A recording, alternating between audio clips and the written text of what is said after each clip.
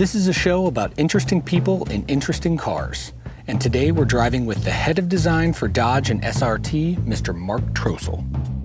Mark is pure Michigan, growing up here, attending the College for Creative Studies, and working for Chrysler right out of school. Today we get to hear and see how Mark has been part of creating some of the greatest American muscle cars of all time. From the Viper to the Demon to the all-new Dodge Charger Widebody.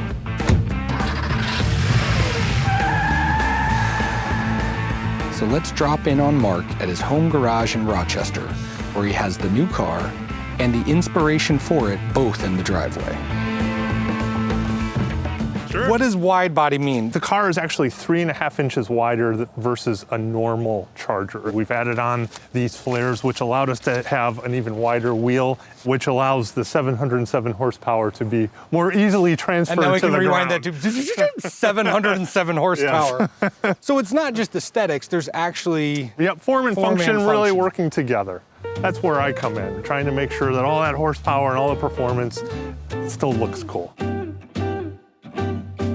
The biggest piece of it is that emotional connection. You look at some of the cues that are on the Charger, these lines and the Coke bottle shape, you know, these massive hips, you know, over the rear wheel, this scallop that comes down through the door. To us, those were the iconic pieces of the original 68, 69 Charger, and then did a kind of a modern interpretation of them. Yeah. And that scallop that we have, you know, we've really made a much more heroic scallop out of it versus the original. It looks like it's moving when it's not moving. As a designer, that's exactly what we want to try and do.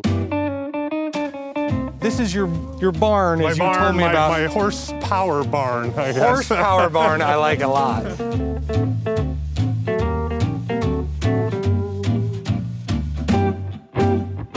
As a designer, we always still do pencil, paper, pen and paper. It's that idea. You know, it's got to go from your brain to your hand to the paper. And it's like, you know, the napkin sketch. Like, I got an idea. Yeah, it's a good way to get something down quick. Car design that's the art part of it. That's the part, you know, we want the emotion that we put on a piece of paper. Artistry of it. Yeah, and you put that sketch up on the wall and someone comes into the design studio and goes, we got to build that car. And then, of course, engineering, you know, this whole dance starts to happen to try and get this car, this product at the end of the day. But it always starts with the designer trying to create something that looks cool and looks different than what's on the road. Okay, so you're starting to draw something. Yeah, you know, I'll do a kind of a loose sketch, kind of feel out the lines a little bit, just trying to get that emotional, you know, piece of it. It's almost, you're barely touching. And start to tighten things up. Think about, you know, where would a headlight be? How much of this is taught and how much is innate? I loved cars growing up. And I always liked to draw, and then I put the two together. I had a father who also did this craft, so I had a good teacher there. And then going to the College for Creative Studies it just took you to the next level. Yeah. So that's a pretty quick couple-minute sketch, but that, you know, that would be enough to, you know, get the emotion going. I always tell young designers it's all about practice, practice, practice. And I actually don't get to draw that much anymore anyway, so this is kind of fun for me. That's amazing.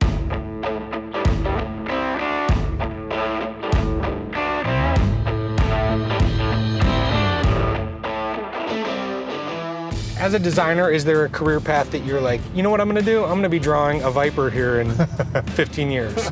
I will say this, it is a dream of every aspiring car designer to work on a car like the Viper or performance cars, things that give you goosebumps, so to speak.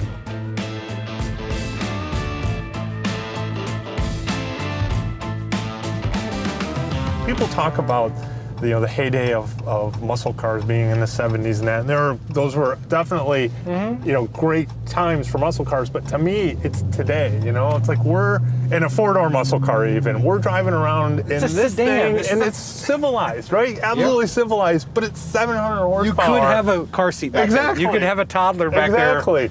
And if I laid into it, this thing would become an absolute monster, you know? And that's what I think is cool about, you know, the muscle car world today. And it feels very American, right? I think it's great to say it feels American because, You know, I think not every manufacturer can say that their cars have a soul to them. And you can't just will it to happen. It has to happen. And so can you rewind to how you got to Hellcat?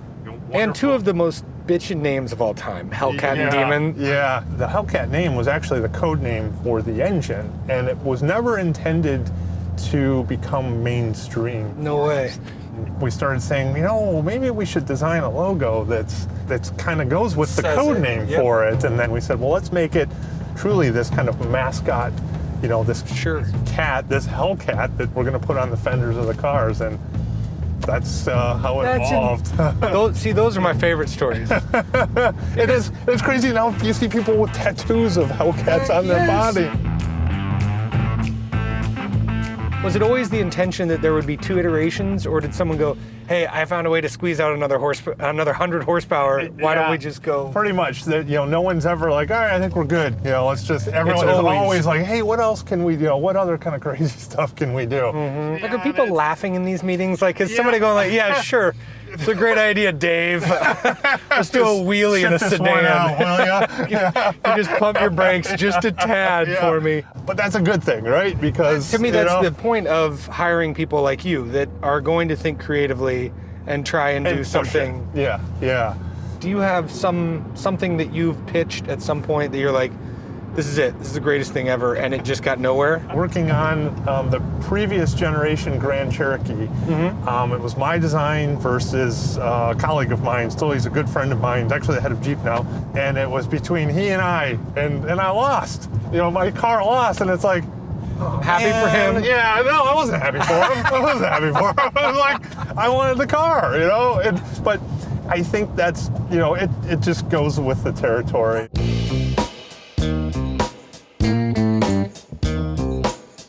Now as we're cutting to you and I going from your house where it was lovely, 40 minutes later, it is a full rain, and we're at a racetrack.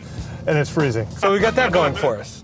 Were you a race car guy growing up? I love to watch racing, and fortunately, when I graduated and got my job at Chrysler, I started road racing. I started autocrossing, and then, that bug kept going. So I went and got my racing license and did SCCA for about 4 or 5 years. So it was, it's that car passion, I think, that, just plays on it. Here are the main questions I ask everybody. What was your first car?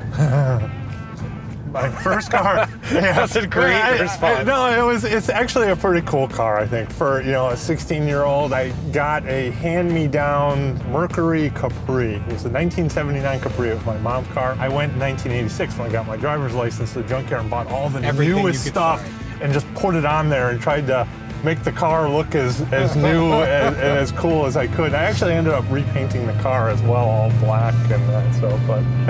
That's fantastic. Yeah, so it started early for me. Did it die or did you sell it? I actually sold it when I got my job at Chrysler and bought what I first officially paid for with my own money, which was a all-wheel drive Eagle Talon. Eagle Talon, so, you bet, man. That was such an awesome car. Yeah.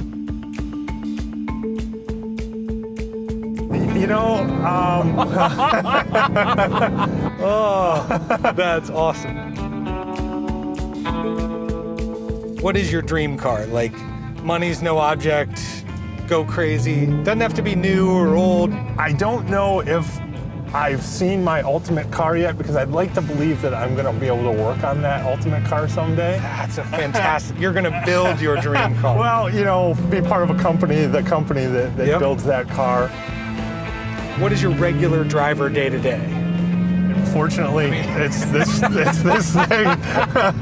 Which is pretty cool. Like the best answer ever. Like a car that no one can buy yet is my regular driver. Yeah, I'm pretty fortunate in that regard. The question that I ask everybody that I think is going to be right up your alley is, what do you think drives Michigan? I think it comes back to the people. Good friends from California and that, and they always come here and they're always like, everybody's so nice here. I love it here, you know, and they always talk about people. And Yep. I'm like, really? Well, look at it. You and I hopped on a phone call, and I'm like, do you mind if I come to your home, bother you for a couple of hours to talk? And you were like, yeah, of course, that sounds lovely.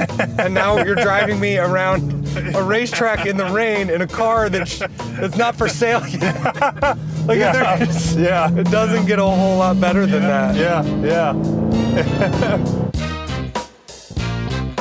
Thank you so much for taking the time. Thank you for designing something this amazing and letting me experience it. And it was great to be able to talk about it too. Good time. I love it. All right, drive safe. Thanks. Suburban Drives Michigan is brought to you by the Suburban Collection, with 4 different Dodge locations in southeastern Michigan, in Troy, Garden City, Farmington Hills, and Ann Arbor. From your first car to your dream car, and everything in between. The Suburban Collection.